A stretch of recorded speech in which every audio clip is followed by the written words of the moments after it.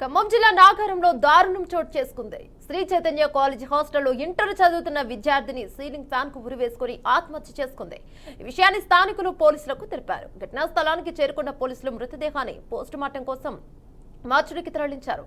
మృతురాలు స్వస్థలం కొత్తగూడెం జిల్లా ఏటపాకగా వారు గుర్తించారు. కేసు నమోదు చేసిన పోలీసులు ఆత్మహత్య కారణాలపై విచారణ చేపట్టారు.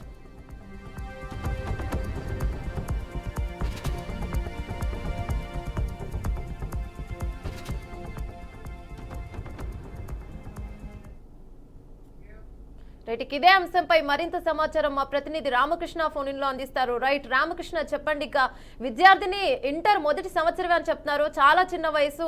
ఇక ఒత్తిడికి లోన్ అయిందా? ఈ మధ్య మనం వరుసగా చూస్తున్నాం, ఇంటర్ కాలేజ్, చైతన్య, నారాయణ ఇలాంటి కాలేజ్లలో చూస్తూనే ఉన్నాం. వరుసగా ఆత్మహత్యలు చేసుకుంటున్న ఘటనలు చాలా చూస్తాం. ఇంతకీ కాలేజ్ లో ఒత్తిడి కారణమా లేక బయట ఇంకేమైనా కారణాలా?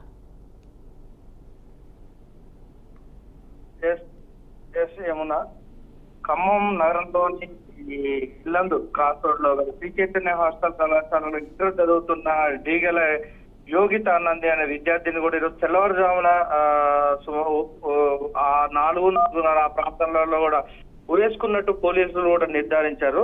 అంటే తనకు 16 సంవత్సరాలు ఉంటాయి, ఇంటర్ చదువుతుంది.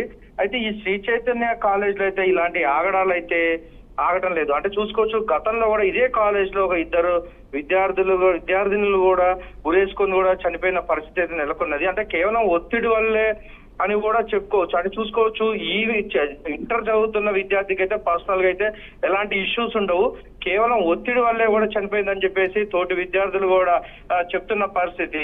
అయితే తల్లిదండ్రులు కూడా ఈ ఎట్టపాక నుంచి కూడా బయలుదేరి కాలేజ్ వద్దకు కూడా రావడం జరిగింది. వాళ్ళు కూడా ఆందోళన చెందుతున్నారు. తన కూతురు చనిపోవడం ప్రధాన కారణం ఏంటి, మాకు న్యాయం చేయాలంటూ కూడా పోలీసులను కూడా ఆశ్రయిస్తున్నట్టు కూడా మనకు తెలుస్తుంది. అయితే ఇప్పటికే మృతదేహాన్ని కూడా పోస్ట్ మార్టంకి కూడా మార్చి రూమ్ కూడా తరలించడం జరిగింది. మృతురాలి స్వస్థలం కూడా చూసుకుంటే భద్రాద్రి కొత్తగూడెం జిల్లా ఎట్టపాక గ్రామం. ఆత్మహత్యకాల వివరాలు ఇంకా తెలియాల్సింది. పోలీసులు కూడా ఈ కేసు దర్యాప్తు చేసి విచారిస్తున్న పరిస్థితి నెలకొన్నది. అంటే శ్రీ చైతన్య కాలేజ్ లోనే ఇలా విద్యార్థినులు ఒకరి తర్వాత ఒకరు ఆత్మహత్య చేసుకోవడం ప్రధాన కారణం ఏంటి అనేది దీనిపై కూడా పోలీసులు కూడా దర్యాప్తు చేస్తున్న పరిస్థితి నెలకొన్నది. తల్లిదండ్రులు అయితే తన కూతురు ఈ స్థితి రావడానికి ప్రధాన కారణం ఏంటి, దీనిపై కూడా చర్యలు తీసుకోవాలి అంటూ కూడా ఇప్పటికే పోలీసులు అయితే ఆశ్రయించినట్టు కూడా తెలుస్తుంది. అవునా రైట్ రామకృష్ణ, అక్కడ ఉపాధ్యాయులు ఎలా స్పందిస్తున్నారు? ఉపాధ్యాయులు కూడా అనేక మార్లు కూడా విద్యార్థులకు మేము కౌన్సిలింగ్ ఇస్తున్నాము. అంటే తను పర్సనల్ గా చేసుకున్నా లేదా ఒత్తిడి వల్ల చేసుకున్నా దీనిపై కూడా పోలీసులు కేసు దర్యాప్తు చేస్తున్నారు.